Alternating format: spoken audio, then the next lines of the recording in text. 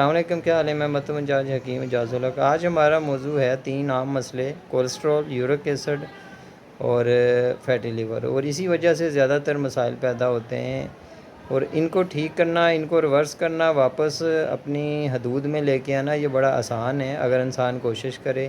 کرنا کیا ہے؟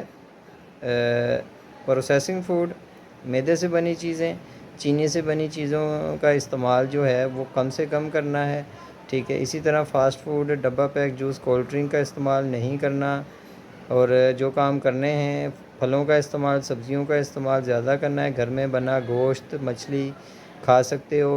صبح شام 10 منٹ کی، 15 منٹ کی چہل قدمی کرو، ورزش کرو یا جم جوائن کرو، جو آپ آسانی سے افورڈ کر سکتے ہو۔ یاد رکھیں یہ چیزیں جس طرح آتی ہیں اسی طرح واپس بھی چلی جاتی ہیں۔ اگر آپ کا معدہ ٹھیک ہے تو انشاءاللہ یہ چیزیں بہت جلد اپنی لمٹ میں آ جائیں گی، اور باقی کوشش کریں کہ سادہ زندگی گزاریں، خاص طور پہ جب آپ 40 سال سے اوپر چلے جاتے ہیں۔ اپنا اور اپنے اہل و عیال کا خیال رکھیں۔ اللہ حافظ۔